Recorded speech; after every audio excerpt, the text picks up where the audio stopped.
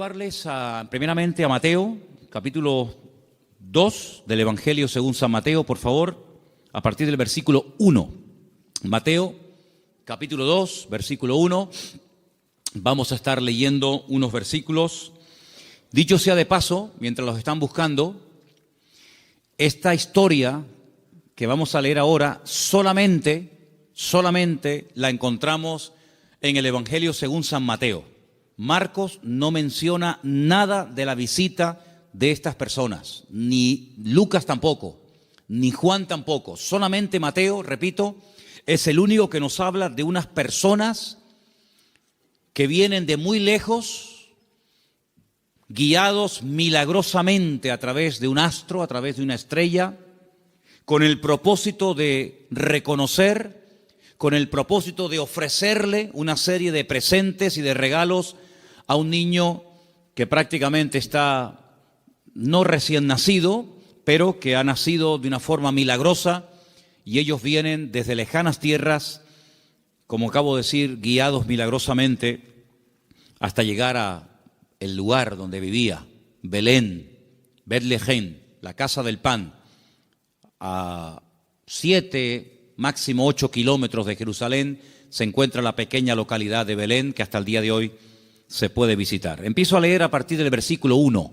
Estoy en Mateo 2, del versículo 1 en adelante, y dice así la palabra del Señor. Cuando Jesús nació en Belén de Judea, en días del rey Herodes, vinieron del oriente a Jerusalén unos magos, diciendo: ¿dónde está el rey de los judíos que ha nacido? Porque su estrella hemos visto en el oriente y venimos a adorarle. Oyendo esto, el rey Herodes se turbó y toda Jerusalén con él. Y convocados todos los principales sacerdotes y los escribas del pueblo, les preguntó dónde había de nacer el Cristo. Versículo 5. Ellos le dijeron: en Belén de Judea, porque así está escrito por el profeta. Dicho sea de paso, el profeta Miqueas. Y tú, Belén de la tierra de Judá, no eres la más pequeña entre los príncipes de Judá, porque de ti saldrá un guiador que apacentará a mi pueblo Israel. Entonces Herodes, llamando en secreto a los magos, indagó de ellos diligentemente el tiempo de la aparición de la estrella. Y enviándolos a Belén, dijo: id allá y averiguad con diligencia acerca del niño, y cuando lo halléis, hacédmelo saber, para que yo también vaya y le adore.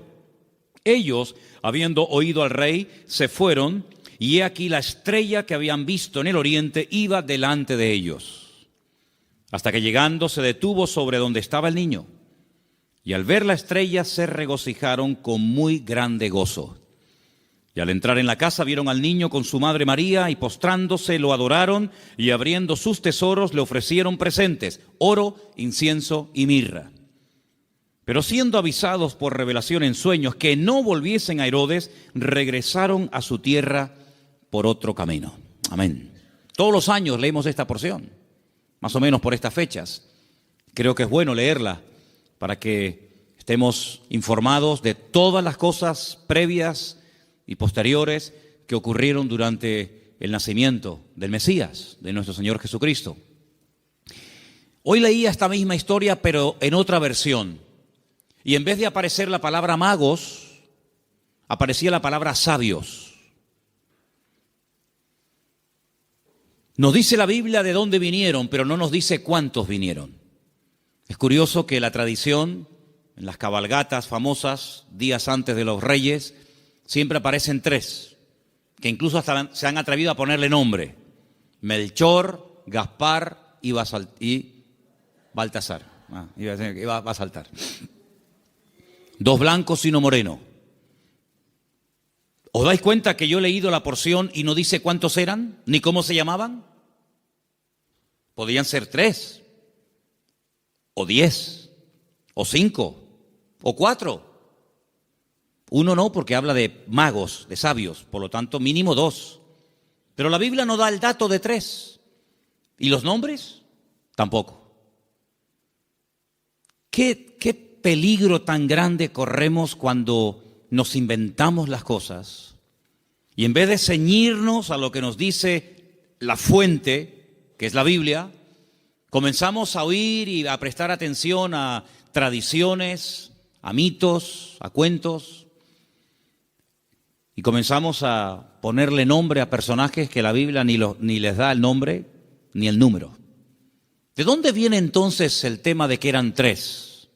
Bueno, todo esto tiene una explicación, no bíblica, pero la explicación que le han dado es que representan a los tres continentes conocidos de aquel tiempo: Europa, Asia y África. Uno representando a cada uno de los continentes que en aquel momento se conocían, puesto que Oceanía y América en aquel momento prácticamente no aparecían por ninguna parte. Pero tampoco tenemos base bíblica para decir esto, porque los tres, o los cuatro, o los ocho, todos vinieron del mismo sitio. No vino uno de África, otro de Europa, otro de Asia, y allí se encontraron. No, venían juntos. Y venían los tres juntos con un propósito. Y vinieron todos dirigidos de la misma manera. No es que uno en África tuvo un sueño, otro en Europa tuvo una visión y se le presentó un ángel y otro... No dice eso. Todos venían como un equipo, con un propósito, con una serie de presentes de los cuales hablaremos ahora un poco, y vinieron de Oriente. Ahora, ¿de qué parte de Oriente? Tampoco con exactitud lo sabemos, porque si ustedes se centran en Israel, toda la geografía bíblica parte de Israel. Eso siempre tienen que tenerlo presente. Cuando habla del norte, pero del norte, ¿desde dónde? Desde Madrid, desde Jerusalén, desde Roma. Toda la geografía bíblica siempre parte de Jerusalén. Cuando se habla del norte, pues tienes que coger un mapa, meterte en Israel y decir, ¿qué país queda en el norte? ¿Qué país queda en el sur? Cuando habla del mar grande, ¿de cuál habla? ¿Del Caribe? ¿Del Pacífico? ¿Del Caspio? No, el mar grande es el que está más cerca de Israel, que es el mar Mediterráneo, el Mare Nostrum, que está al oeste. Cuando habla del oriente, pues tienes que mirar desde Israel, no desde donde tú has nacido, porque si no, no encajan las cosas. Desde la geografía bíblica tienes que mirar qué países quedan al este, al oriente, de donde sale el sol. Bueno, hemos escuchado y hemos leído todo tipo de explicaciones, que si eran de la China, algunos dicen que venían de Babilonia, otros dicen que venían del Cáucaso, de tantos lugares, ¿verdad? Venían del este, venían del oriente. Ahora, en aquellos tiempos no era como hoy en día, que cogemos un avión y en unas cuantas horas nos ponemos en la otra parte del mundo. Por muy lejos que quede Chile, por muy lejos que quede Argentina, te montas en un avión en Madrid, en 12, 13 horas llegas a Buenos Aires sin ningún problema. Y has recorrido miles de kilómetros, has cruzado el charco, ¿verdad? Y has llegado casi hasta al extremo de la tierra, a la Patagonia, al fin del mundo. Pero en aquellos tiempos no era tan habitual, no era tan rápido, no era tan fácil el desplazarse de un país a otro. Lo que hoy en día hacemos en unas horas, en aquellos tiempos se tardaba días, semanas, meses y, si me apuras, hasta años. Fíjate, por ejemplo, que cuando hemos ido a Israel, cuando yo les llevo a ustedes a Galilea y les muestro el camino real que aún existe, yo les he dicho, estando allí, que se tarda una semana desde Galilea hasta Nazaret y un poquito más hasta Jerusalén. Una semana, dentro de un país. Ahora, ¿cuánto tardaron estos sabios o estos magos o astrólogos? ¿Cuánto tardaron de Oriente hasta llegar hasta el lugar donde había nacido el Señor? Pues mínimo un año. Mínimo. ¿En qué nos basamos para decir que tardaron como mínimo un año? Cuando uno lee la palabra, uno tiene que prestar atención al contexto, a todo lo que nos cuenta la historia, no solamente a unos cuantos versículos, sino a todo el contexto de la historia, situarnos en el momento de la época y tomar nota de una serie de detalles que nos aportan información que aparentemente no son importantes, pero son muy importantes. La imagen que la mayoría de la gente tiene del nacimiento de Cristo es más o menos así. Encontramos y por ahí vamos a ver ahora en estos días, si no es que lo han puesto ya, lo que llaman los belenes, los portales, ¿sí? Y van a ver al niño en una cunita, su madre a un lado, el padre a otra, unos ángeles que están allí, los camellos fuera, los magos que entran dentro y se postran delante del niño, detrás una burra, detrás una vaca, ¿sí o no? Esa es la imagen que la gente tiene. Pero eso no es verdad, rotundamente falso.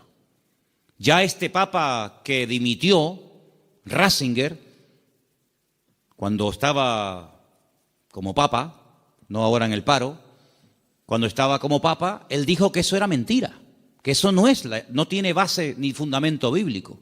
Allí no estaban todos juntos, el niño, la madre, los animales, los magos, los pastores. Eso es rotundamente falso. Pero es la imagen que la gente tiene.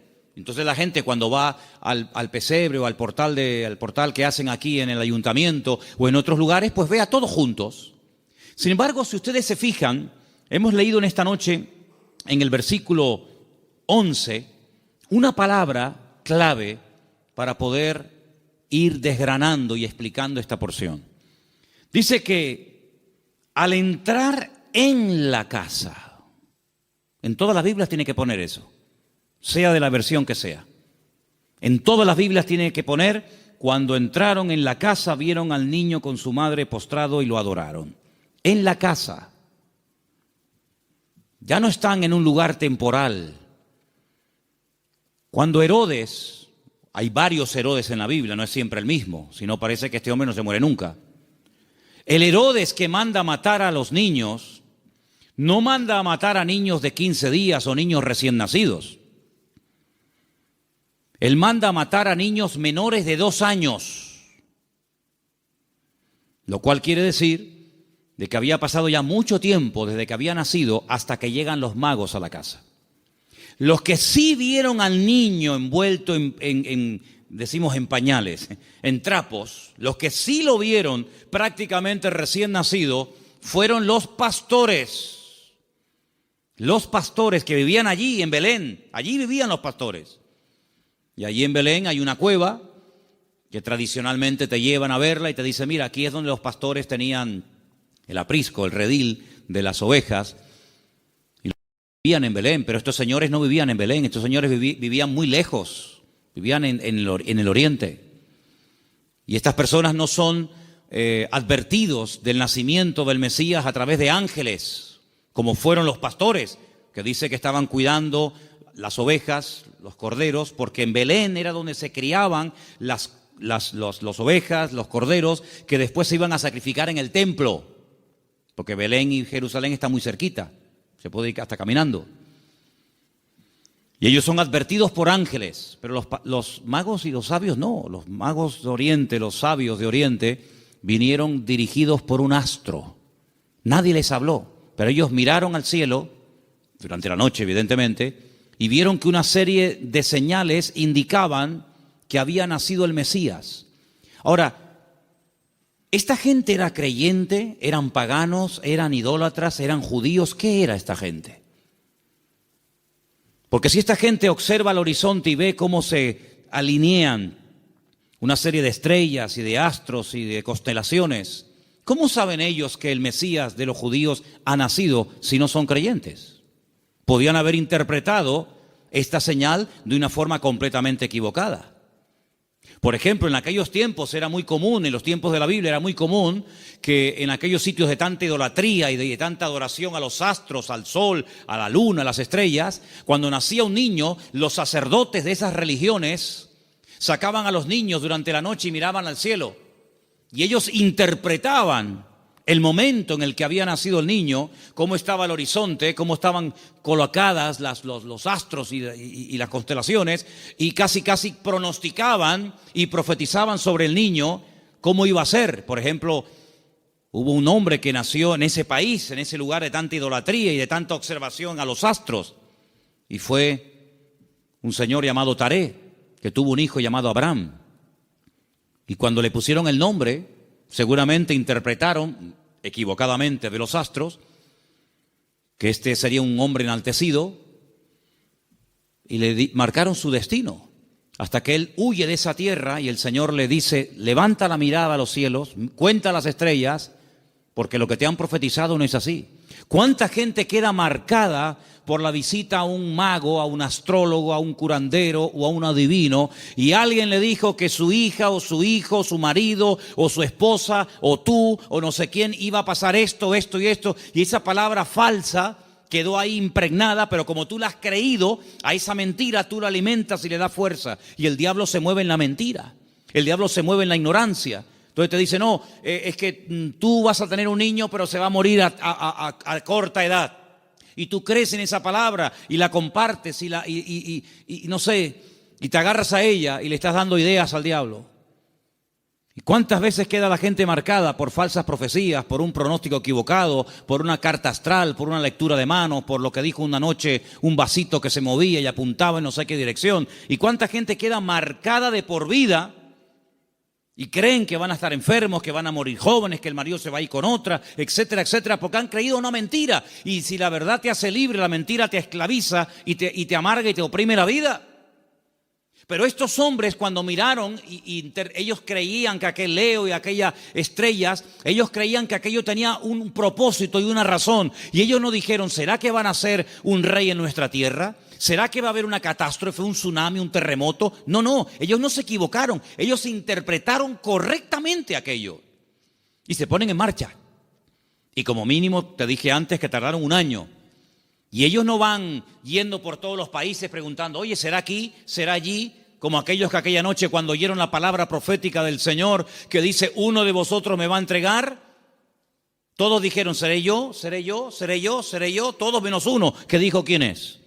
Los magos, los sabios de Oriente no comenzaron a ir por Europa, por África, diciendo, será por aquí, será por allá. No, esa estrella, su estrella, no una cualquiera, su estrella, esa señal profética marcada en el cielo, indicaba en una dirección. Ellos seguían y llegaron, nada más y nada menos, que al sitio correcto, al país correcto y al pueblo correcto, Belén de Judea. Y cuando llegan allí, a Herodes, que era el rey que los romanos habían puesto como un títere, le preguntan, ¿dónde está el rey de los judíos? Porque su estrella hemos visto en el oriente y venimos a adorarle. Le están haciendo esta pregunta a un rey.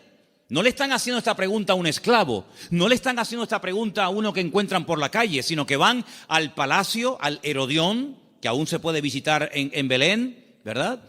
Y le están preguntando al rey, que supuestamente es el rey de los judíos, ¿dónde está el rey de los judíos? Porque venimos a adorarle. Y ellos reconocen que ese con el que están hablando no es. Claro, por eso dice que se produjo una consternación. La gente comenzó a decir, oye, han venido gente de lejísimos, cargados con unos presentes y unos regalos, una fortuna en oro, en incienso y en mirra. Y dice que vienen a adorar al rey de los judíos y dicen que su estrella han visto en el oriente, y estas noticias corrieron hasta Jerusalén y se produjo un tumulto tremendo porque la gente decía, pero ¿a quién se refieren?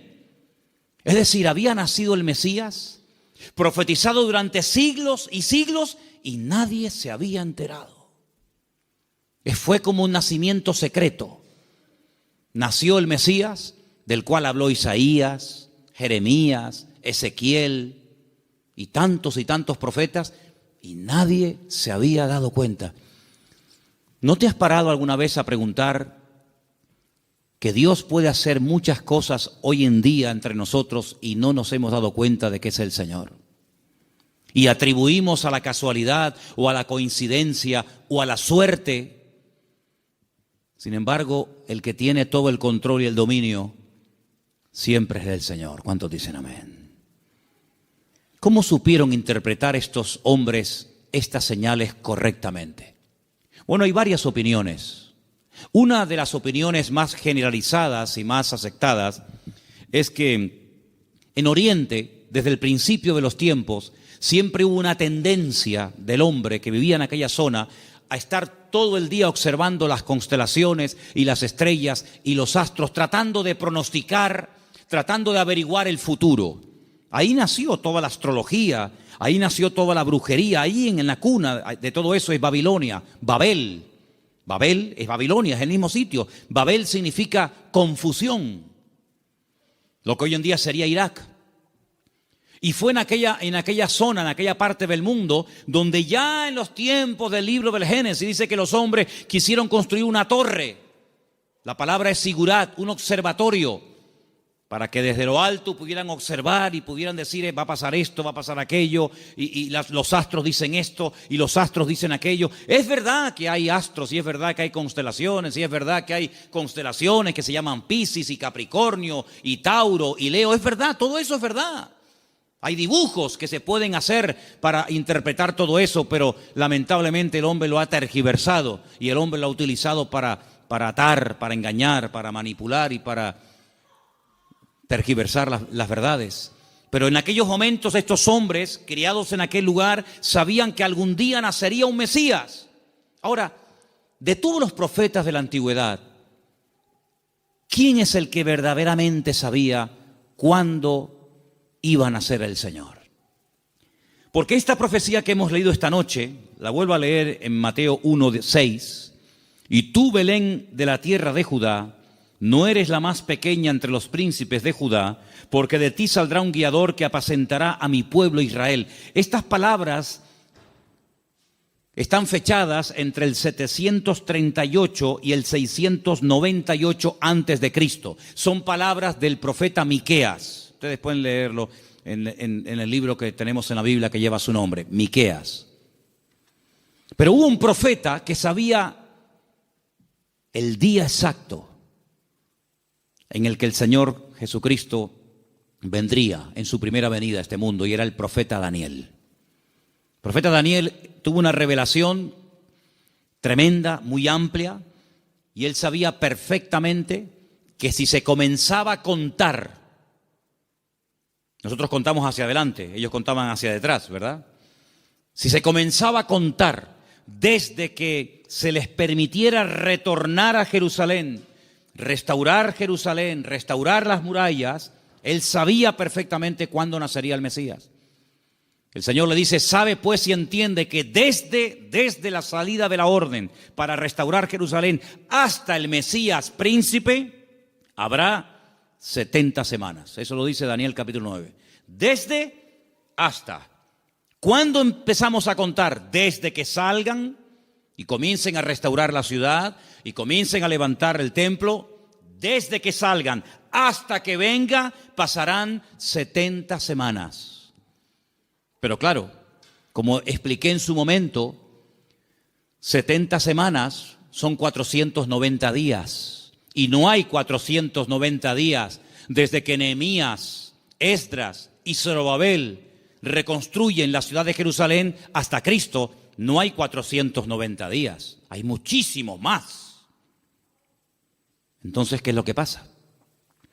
Pues también expliqué en su momento, y quiero solamente recordarles, que la forma de contabilizar el tiempo en la Biblia y según el pueblo de Israel varía mucho de cómo contamos nosotros el tiempo. Partimos de la base de que nuestro calendario no es el calendario bíblico. Nuestro calendario es un calendario mandado a hacer por un papa llamado Gregorio. Un tiempo que gira, un año que gira en torno al tiempo que tarda el sol en dar todo el círculo, ¿verdad? O la Tierra, perdón, el tiempo que tarda la Tierra en recorrer las 4 estaciones, que es alrededor de 365 días. Mientras que el calendario bíblico es un calendario basado en la luna y tiene 360 días. Silencio, por favor. Quiero que presten atención todos, no me estén hablando nadie. Si el calendario bíblico tiene 360 días y nuestro calendario tiene 365, aquí hay un problema. Nuestro calendario va aumentando más rápido de lo que va aumentando el tiempo bíblico.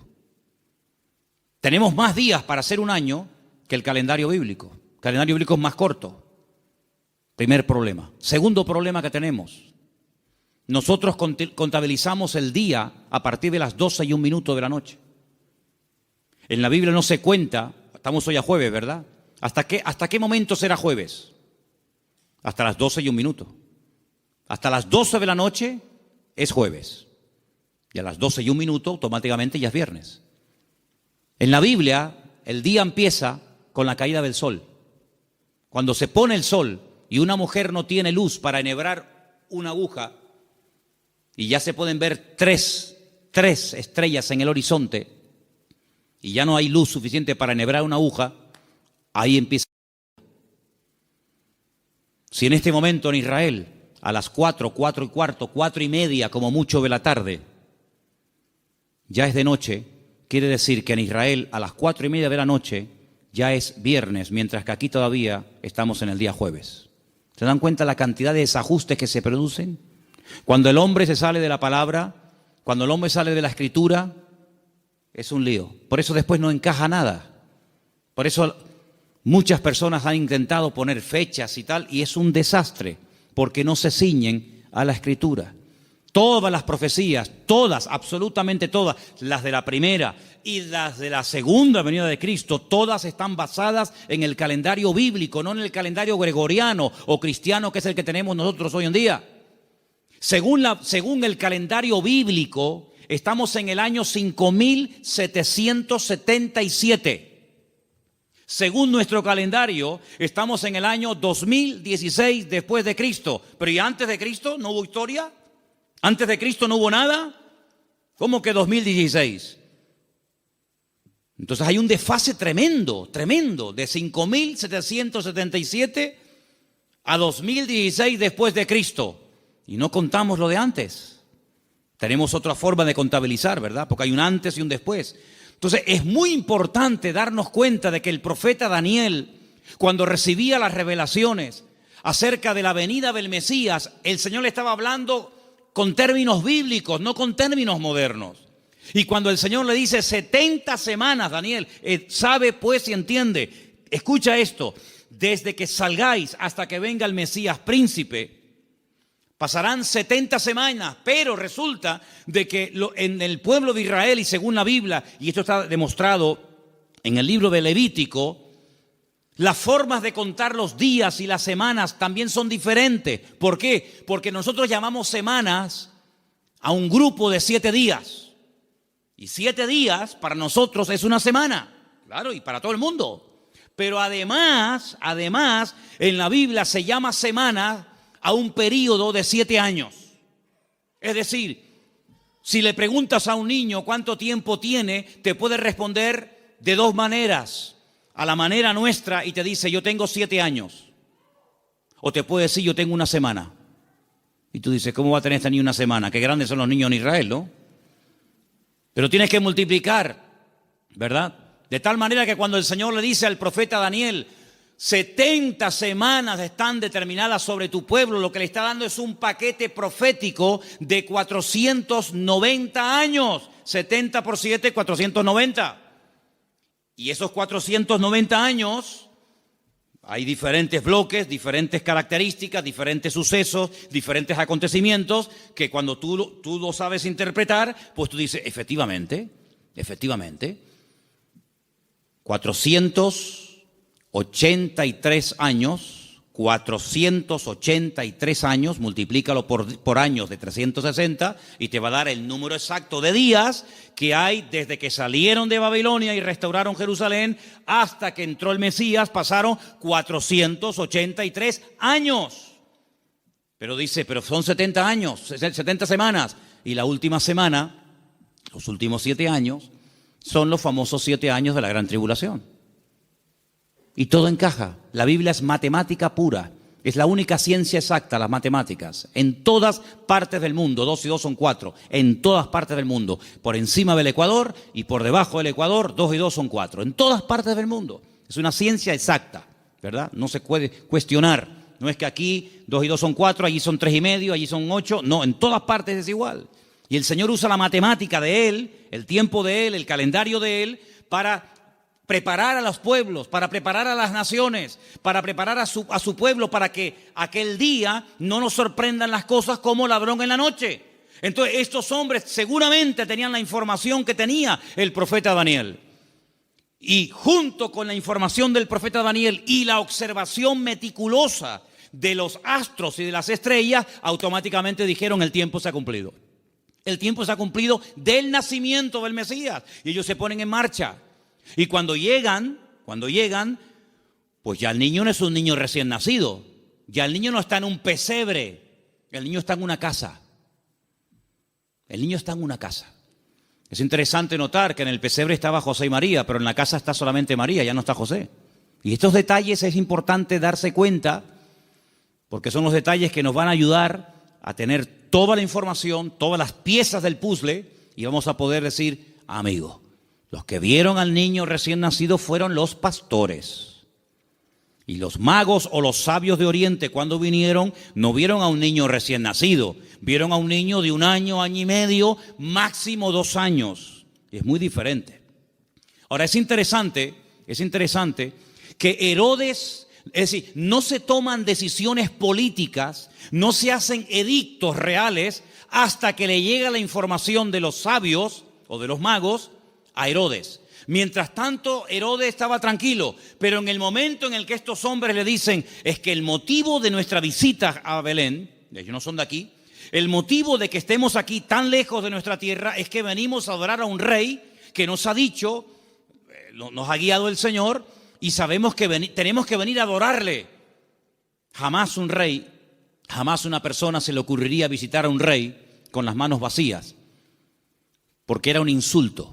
Era una provocación, era el no reconocerme. ¿Cómo te atreves a venir a visitarme a mí con las manos vacías? No me estás reconociendo como rey. Si tú me reconoces y te sometes y me respetas, tienes que traerme siempre un presente. Y por eso ellos vienen cargados con muchos kilos, hermano, ¿no? A veces vemos en las obras de teatro, en las películas, vemos una cajita ahí ridícula. Date cuenta, hermanos, que José era un hombre que tuvo que cerrar su negocio y se tuvo que ir al extranjero a vivir durante un tiempo. Y este hombre, cuando llega a Egipto, con un niño pequeño, con su mujer, él no tiene trabajo, él es un extranjero. Los judíos no eran muy bien vistos en Egipto porque siglos atrás los judíos, a través de otro judío llamado Moisés, habían destrozado el país de Egipto. Por lo tanto, no iba a ser nada fácil para un extranjero abrirse camino en Egipto. Pero tú no te preocupes, el Señor siempre va adelante. Cuando tú haces tu parte, no te quepa la menor duda de que el Señor siempre va a hacer la suya. Eso lo he enseñado yo hasta la saciedad. Algunos hacen caso y otros no hacen caso. Pero los que hacen caso y hacen su parte y se mueven en fe, el Señor siempre les sorprende. Ahora, los que están esperando que se llene la piscina para tirarse, ni con la piscina llena se tiran, porque no se van a tirar. El creyente tiene que andar por fe y no por vista. Ellos se dirigen hacia Belén, el lugar donde estaba escrito que tenía que nacer el Mesías, porque, hermanos, había tantos datos, tanta información, tantas profecías sobre el nacimiento y sobre la vida del Mesías, que era imposible cumplirla todas. No las voy a mencionar todas, evidentemente, pero se tenían que dar más de 150 profecías en aquel que decía que era el Mesías para poder reconocerlo, valga la redundancia, como el Mesías. Si una persona decía, yo soy el Mesías, y se le preguntaba, ¿de dónde tú eres? ¿Dónde has nacido? Y te decía, yo nací en Capernaum, tú no puedes ser el Mesías. Aunque hagas milagros, aunque prediques muy bonito, tú no puedes ser el Mesías. ¿Por qué? Porque tú no has nacido en Belén de Judea. Por lo tanto, si alguien se levantaba y decía, yo soy el Mesías, y predicaba y hacía milagros, qué bien, ¿será este el Mesías? ¿Cómo te llamas? Yo, Santiago, Jacobo. Tú no puedes ser el Mesías. ¿Por qué? Porque el Señor dice cómo se iba a llamar el Mesías. Si alguien se levantaba y decía, yo soy el Mesías, he sanado enfermos, mudos, ciegos, paralíticos, he resucitado muertos, he limpiado leprosos, y la gente se quedaba con la boca abierta. Si a alguien se le ocurría preguntarle, ¿de qué tribu eres? ¿Cuál es el origen de tu familia? Y te decía, yo soy de la tribu de Neftalí. Le podía decir, tú eres un falso Mesías. ¿Por qué? Porque la Biblia profetizaba que tenía que ser de la tribu de Judá. No de otra tribu, sino de la tribu de Judá. Por lo tanto, hermanos, era prácticamente imposible que en una persona coincidieran todos los detalles de Belén de Judea, de una joven que nació como nació, de la tribu de Judá, etcétera, etcétera, etcétera. Más aparte, Todas las profecías que tenían que llevarse a cabo durante su ministerio público, aparte cómo lo iban a crucificar, porque el Mesías tenía que morir crucificado, no podía morir de viejo, no podía morir de un tiro, de una flecha, de un arco, de una jabalina, no podía morir de un infarto, tenía que morir crucificado entre dos malhechores, no entre 10, no entre 2. Y no le podían partir ni un solo hueso. Eso es imposible, a un crucificado que no le partan ni un hueso. Se los partieron al de la izquierda, se los partieron al de la derecha, pero a Jesús no. A Jesús no. No le podían partir ningún hueso.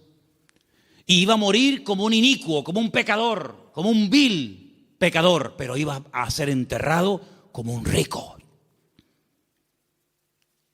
Tantos y tantos detalles que era prácticamente imposible. Pero suponte, imagínate que de los 150 detalles proféticos que tenían que cumplirse en él, una persona cumpliera 149.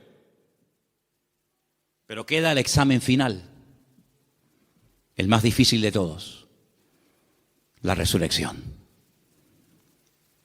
Te han horadado las manos y los pies, te han crucificado entre ladrones, te han enterrado en un buen sepulcro, han sorteado tus vestiduras, te ha negado uno de tus discípulos, etcétera, etcétera, etcétera, pero al tercer día no has resucitado. Por lo tanto, aunque cumpliera con 149 profecías, si no cumplía con el examen final, con la PAU, no apruebas el examen, amigo.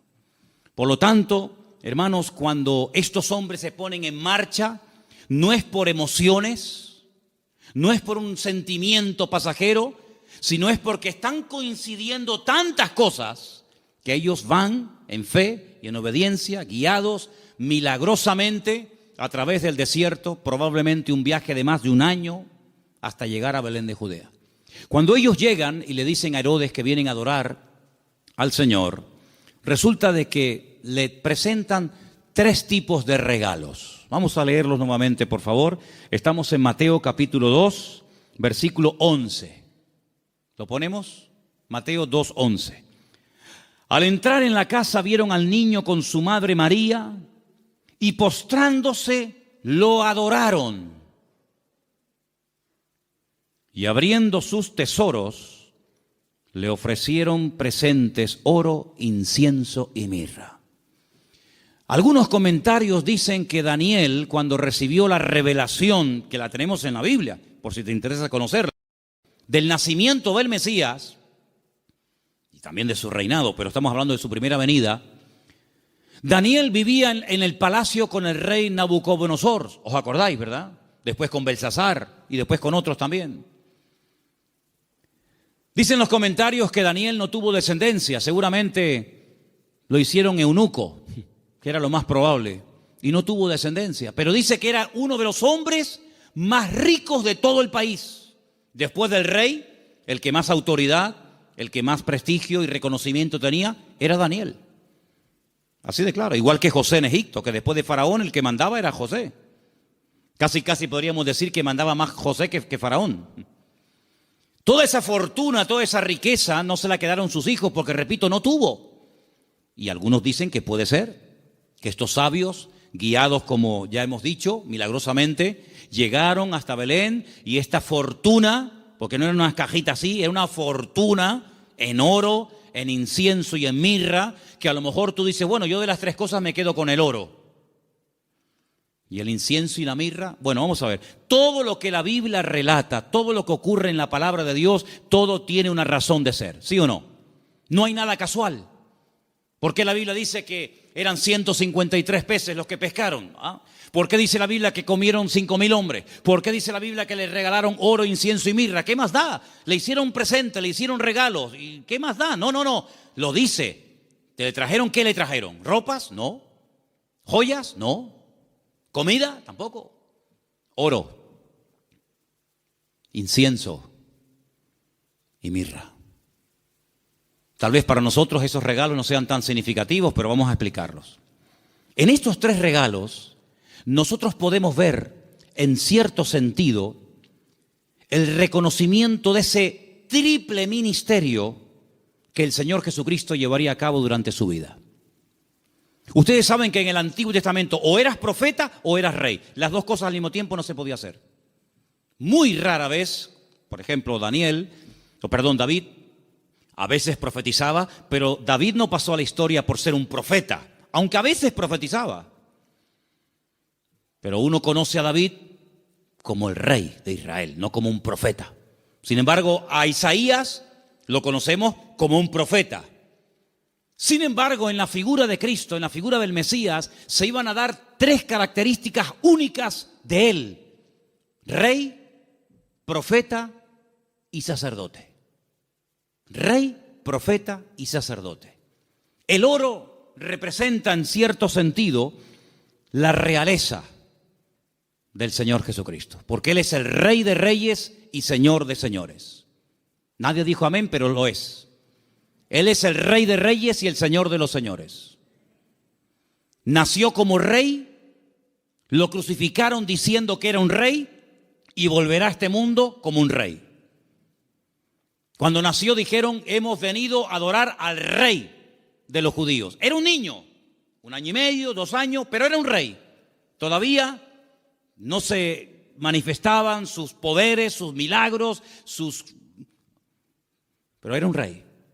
Cuando murió en una cruz, él no lo dijo, pero Pilato dijo: quiero que le pongan encima de la cruz un título, una placa donde pongan 3 idiomas para que todo el mundo lo entienda, en latín, en hebreo y en griego.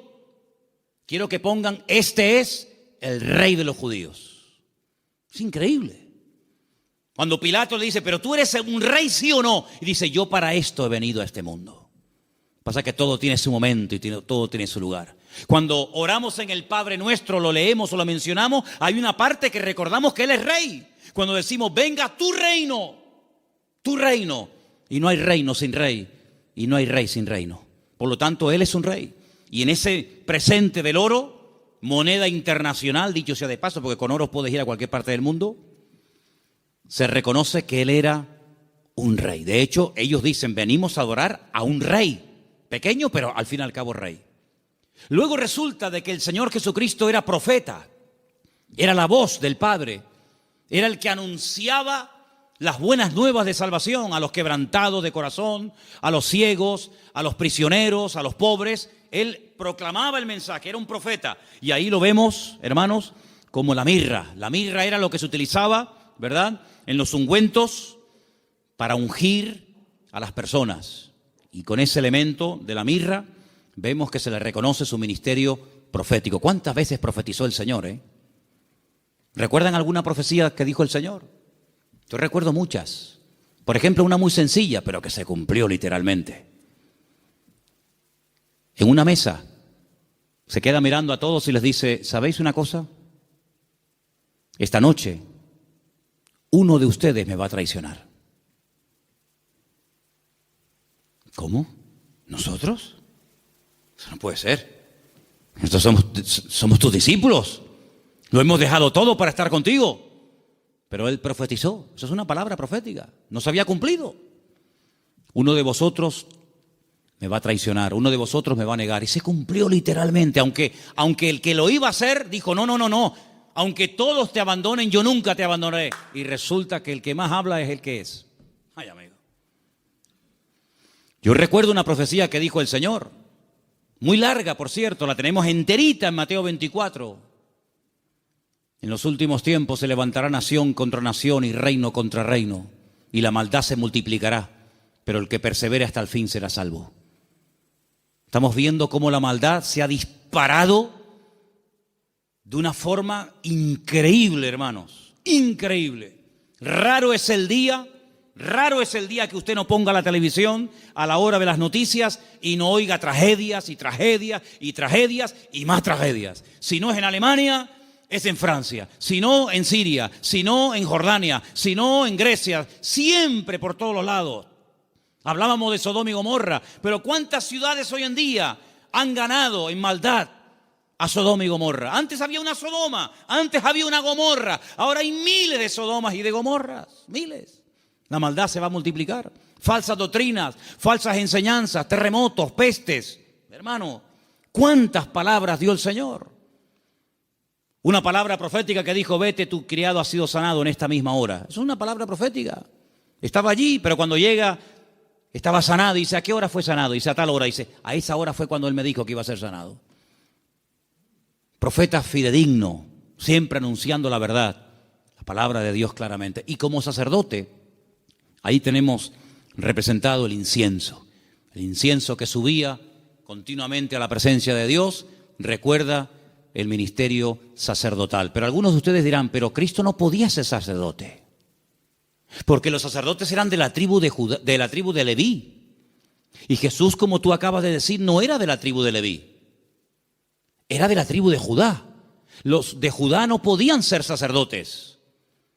Es verdad, tienes razón. Pero Jesús no es sacerdote según la tribu de Leví, sino Jesús es sacerdote según Melquisedec, rey de Salem.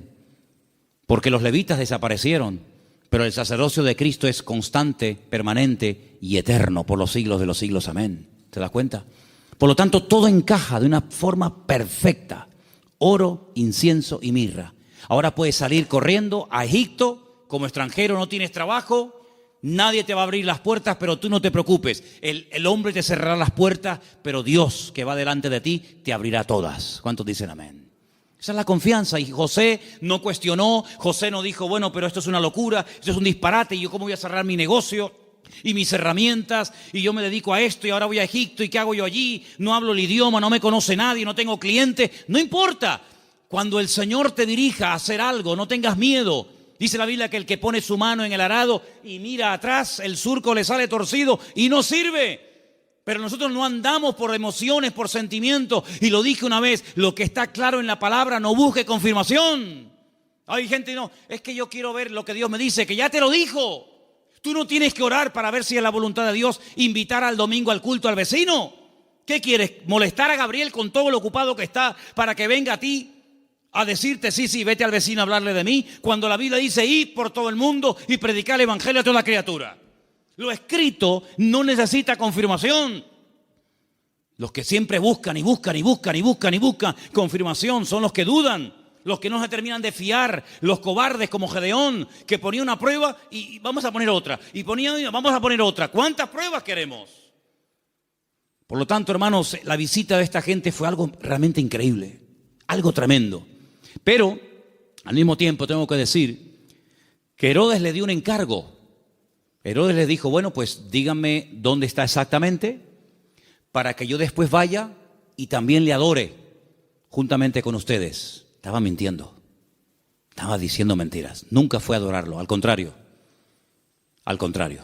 Vamos a leerlo. Estamos en Mateo capítulo 2.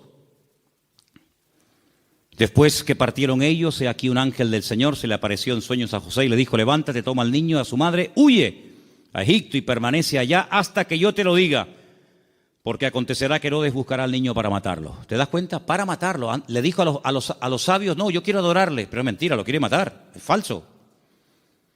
Y él despertando tomó de noche.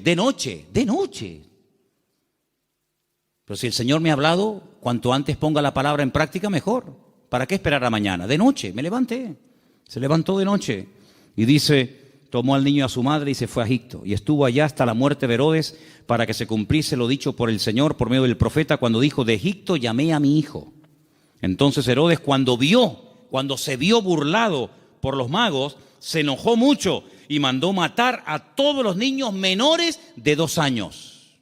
Si el niño estaba recién nacido, no tiene ningún sentido promulgar un edicto real para matar a un niño de 1 año, año y medio, 2 años, no tiene sentido.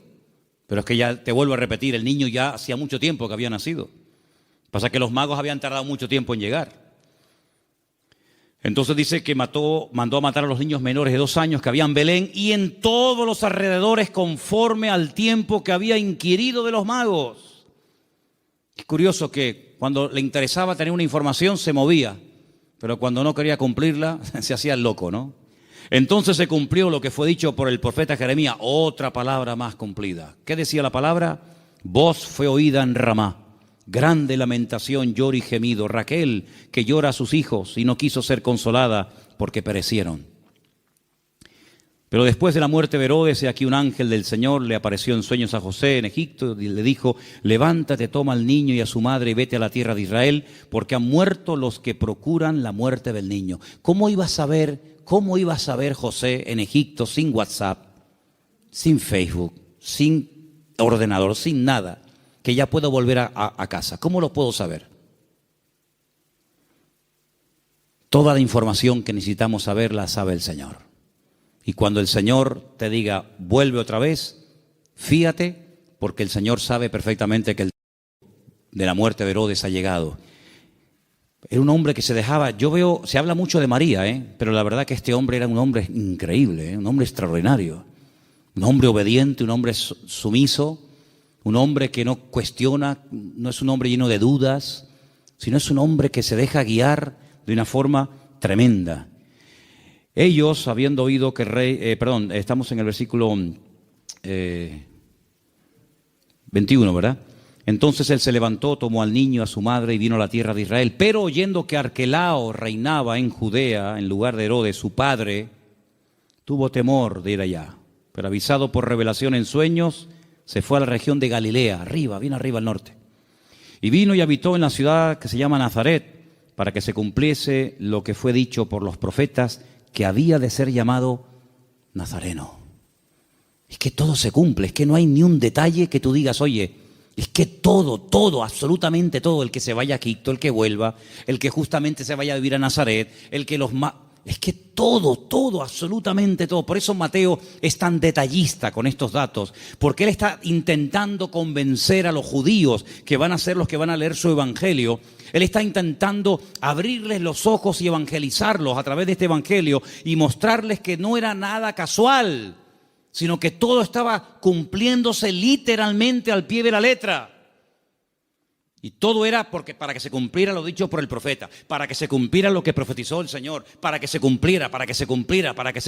Esa es la base del Evangelio de Mateo, el cumplimiento de las palabras proféticas dichas siglos antes de que naciera el Mesías. Ahora, si saltamos un momentito, y quiero leerlo rápidamente, en Lucas, capítulo 2, hemos leído Mateo 2, en Lucas capítulo 2, dice en el versículo 8, que había pastores en la misma región que velaban y guardaban las vigilias de la noche sobre su rebaño. Y aquí se les presentó un ángel del Señor, y la gloria del Señor los rodeó de resplandor, tuvieron gran temor. Pero el ángel les dijo: no temáis, porque aquí os doy nuevas de gran gozo, que será para todo el pueblo, que os ha nacido hoy, no ayer, no hace una semana, hoy os ha nacido en la ciudad de David. ¿Cuál es la ciudad de David? Belén. Si David también era de Belén, era de allí. Un Salvador que es Cristo, el Señor. Esto será de señal: hallaréis al niño envuelto en pañales, acostado en un pesebre. Ustedes sí lo van a ver recién nacido. Los magos no lo vieron recién nacido, ¿vale? Repentinamente se apareció con el ángel una multitud de las huestes celestiales que alababan a Dios y decían: gloria a Dios en las alturas y en la tierra paz, buena voluntad para con los hombres. Sucedió que cuando los pastores se fueron de ellos al cielo, los ángeles, no se fueron los pastores al cielo y se quedaron los ángeles, fue al revés. Se dijeron unos a otros: pasemos pues hasta Belén y veamos esto que ha sucedido y que el Señor nos ha manifestado. Vinieron pues apresuradamente y hallaron a María y a José. Cuando llegaron los magos, José no estaba, por lo menos no lo menciona, pero aquí sí. Estaba José, María y el niño acostado en el pesebre.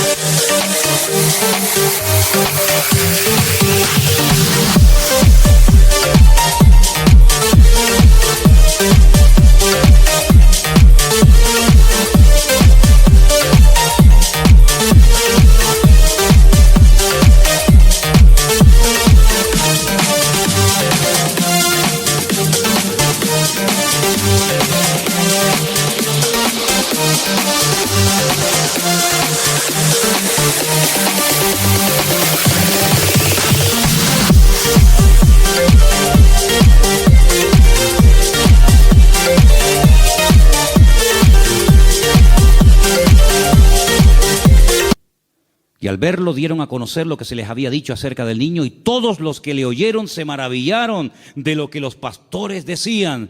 Pero María guardaba todas estas cosas, meditándolas en su corazón. Y volvieron los pastores glorificando y alabando a Dios por todas las cosas que habían oído y visto, como se les había dicho. ¿Tú sabes el frío que hace en Israel en invierno? ¿Sabes el frío que hace allí? Aquí me hace gracia cuando la gente dice, uy, qué frío que hace. Tú no sabes lo que es frío. Allí hace frío, pero de verdad, y nieva. Jesús no nació el 24 de diciembre, hermano. Eso es una gran mentira. A partir del 400 y pico después de Cristo, alguien dijo que había nacido el 24 de diciembre, porque era el día más pagano del año, el peor día de todos. Y entonces dijeron, bueno, pues el día peor, el más pagano, el más terrible, vamos a cristianizarlo. Y vamos a decirle al mundo que el Mesías nació en este día, para que en vez de adorar al sol y en vez de adorar las barbaridades que adoran, adoren al Rey, al Señor Jesús. Y desde ese momento, pues se instituyó pues esa fecha. Pero Jesús no nació en diciembre. Jesús nació, y se puede demostrar bíblicamente, y en la página web Luis ha hecho un trabajo extraordinario de las tablas de los tiempos en los que ministraban los sacerdotes en el templo en Jerusalén, etcétera, etcétera. Jesús nació entre septiembre y el mes de octubre. Entre septiembre y octubre. ¿Os dais cuenta también el detalle de Lucas, que no habla de animales dentro del pesebre? Judío jamás en la vida dormiría junto a animales. Jamás en la vida. Usted no puede leer la Biblia, y menos el Nuevo Testamento, con una visión occidental o puramente cristiana, porque usted no tiene ningún problema en ver una vaca, una oveja, una cabra y una mujer y un... No, perdone. Judío es tremendamente escrupuloso para eso. Los animales jamás conviven con los hombres, ni los hombres conviven con los animales. Ese es el cuento. Yo siempre he dicho que el portal de Belén es idolatría en miniatura, ¿o no? ¿Qué diferencia hay entre tener a un Cristo así de grande y tener uno así chiquitito? Bueno, perdón, cuando yo era pequeño, mi madre tenía en lo que se llamaba el portal de Belén un cacho de Cristo así, De pequeño nada, era así, Desnudito, con el pañalito y con los deditos así. Y con una corona así, y con una cunita como de paja. ¿Qué diferencia hay entre adorar a un Cristo así, o uno así, o uno así, o uno así? Ninguna. El tamaño no hace mayor o menor el pecado. No te harás imagen, dice la Biblia. No te harás imagen. No te harás imagen. ¿Dónde dice eso? Éxodo 20. No te harás imagen de lo que está arriba, ni abajo, ni aún debajo de la tierra. Ni te postrarás, ni las honrarás. En la casa de un creyente no puede haber ningún tipo de imágenes, ni de santitos, ni de vírgenes, ni de Cristo, ni de nada habido por haber. Es que es el Señor. ¿Qué Señor? Es que es María. Es que es José. No, eso es falso. Un pesebre, un portal, es idolatría en miniatura. Idolatría en miniatura. Y la Biblia prohíbe a un creyente adorar y hacer, no solamente...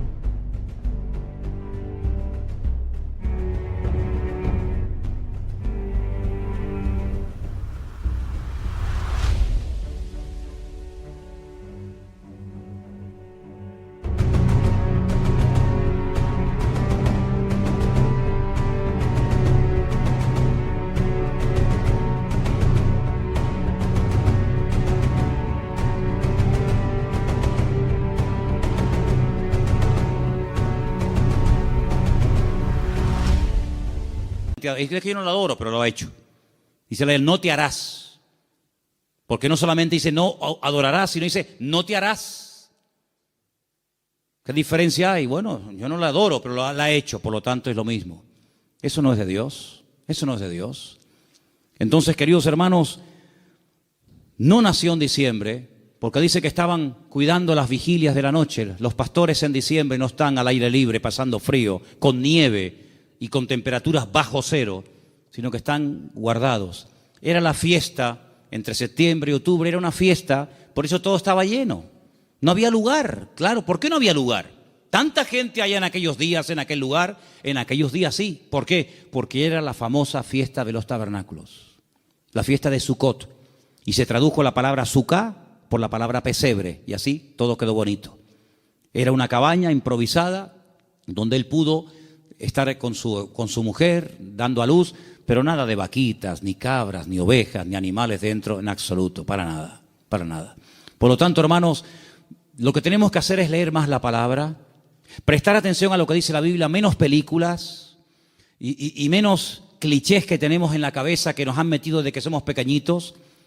Y sobre todo, hermanos, quiero terminar diciendo esto. Y el domingo lo voy a repetir hasta la saciedad, me lo vais a escuchar. ¿Habéis escuchado en estos días la palabra Jesús, la palabra Cristo?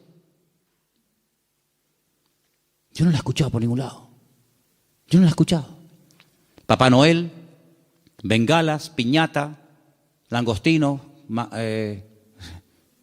sidra, árboles, cintitas, todo lo que usted quiera, regalos, todo lo que... Pero a Jesús, todo esto, la fiesta es en torno a ¿quién? ¿Quién es el protagonista de la historia? ¿Quién es este señor gordo, vestido de rojo, que nos lo quieren meter hasta en la sopa? ¿Quién es este tipo? ¿Quién es este señor? ¿De dónde viene este señor? De San Nicolás, dicen los venezolanos, el San Nicolás, Papá Noel, Santa Claus. Santa Claus. Yo al único santo que conozco es al Señor Jesucristo, Señor de señores y Rey de reyes. No conozco a ninguno más. Hermano, o nos vamos a la Biblia o nos salimos de la misma.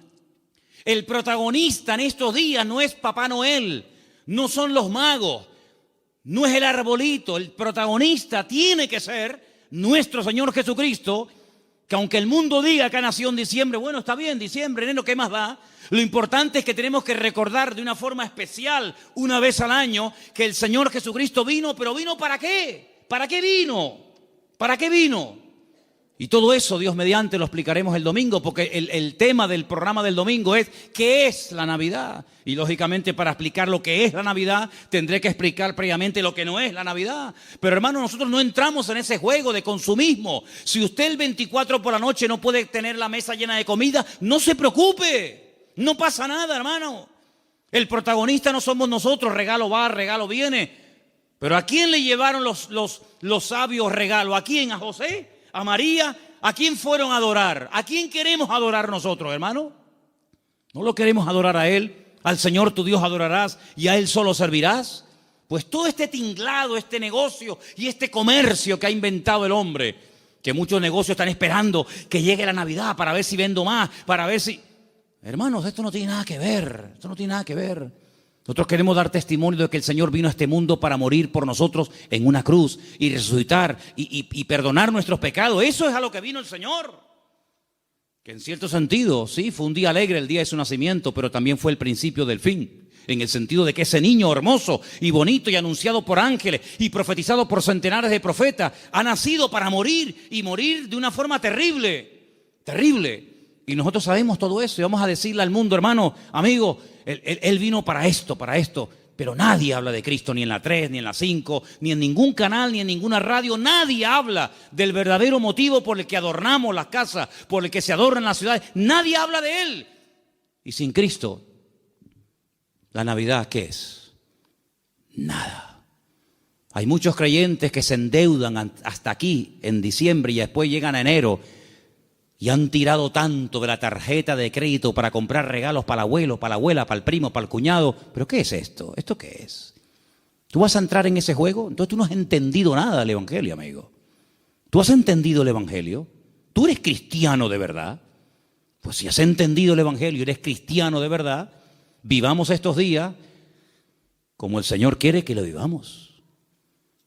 Y quiero solamente decir algo. Hace años decidimos en la iglesia no poner árboles. ¿Sabéis por qué? Porque ese día, que después dijeron que Cristo había nacido en ese día, ¿saben cómo se adoraba?